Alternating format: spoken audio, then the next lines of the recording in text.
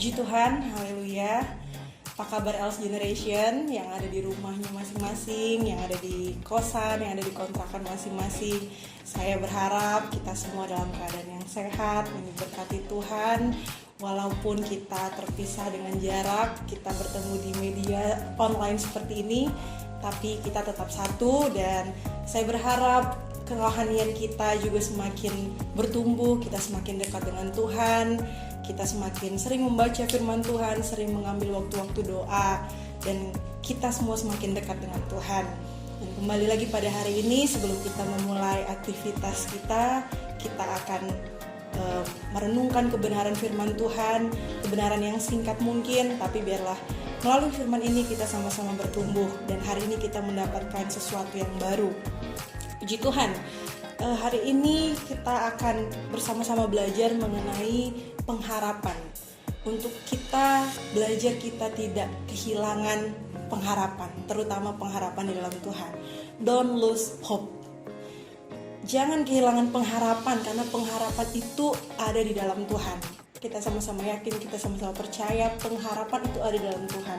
Sebagaimana kita telah melewati masa-masa beberapa hari lalu memperingati Jumat Agung dan kebangkitan Tuhan, bagaimana kuasa kebangkitan itu ada dalam kehidupan kita. Tuhan sudah bekerja, Tuhan sudah nyatakan kuasanya dalam kehidupan itu, dalam kehidupan kita. Itu berarti juga kita mendapatkan pengharapan di dalam Tuhan.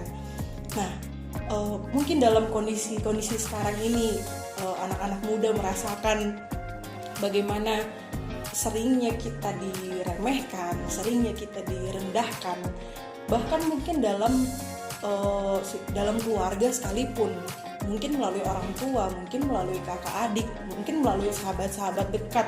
Mungkin kita merasa kita jadi tidak mampu untuk melakukan sesuatu karena pikiran-pikiran orang yang suka menjatuhkan kita. Tapi kita mau tanamkan pagi hari ini bahwa kita sanggup melakukan apapun karena ada harapan di dalam Tuhan.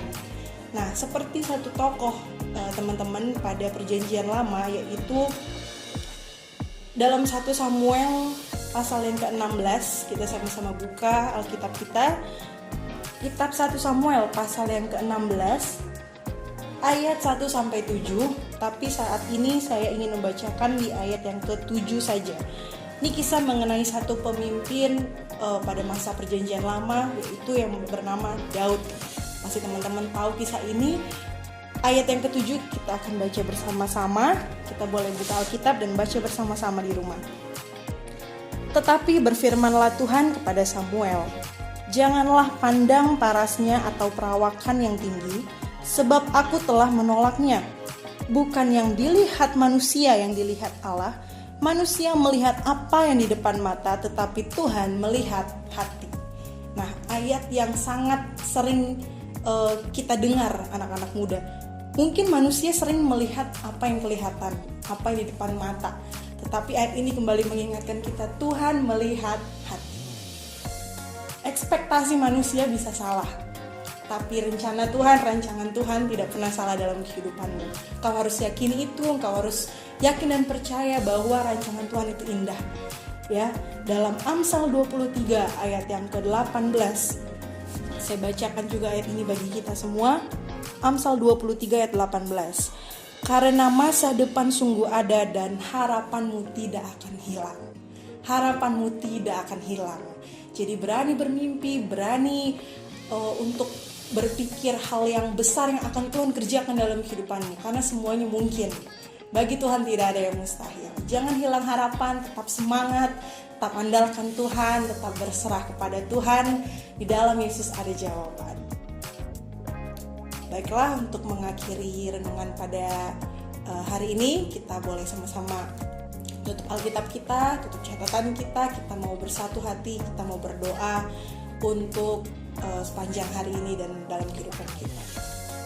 Terima kasih Tuhan Yesus, terima kasih untuk kebenaran firman Tuhan yang hari ini kembali Tuhan ajarkan bagi kami, bagi hamba-Mu, dan bagi setiap anak-anak muda, bahkan setiap yang mendengarkan kebenaran firman Tuhan ini, bahwa kami diajar untuk kami tidak kehilangan pengharapan di dalam Engkau ya Tuhan.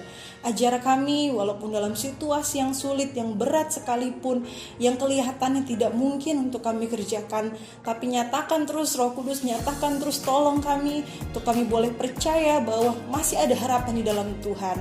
Tuhan mengatur yang terbaik dalam kehidupan kami. Engkau yang berdaulat dalam kehidupan kami. Kau memberkati setiap else generation, setiap anak-anak muda, setiap siapapun yang menonton ini Tuhan. Dimanapun mereka berada dalam lindungan dan penyertaan Tuhan. Kami serahkan kehidupan kami sepanjang hari ini ke dalam tangan Tuhan. Biarlah Roh Kudus yang terus menuntun setiap langkah-langkah kami. Terima kasih Bapa yang baik, di dalam nama Tuhan Yesus Kristus kami sudah berdoa dan mengucap syukur. Kami sudah berdoa, haleluya, amin. Puji Tuhan, Tuhan Yesus memberkati.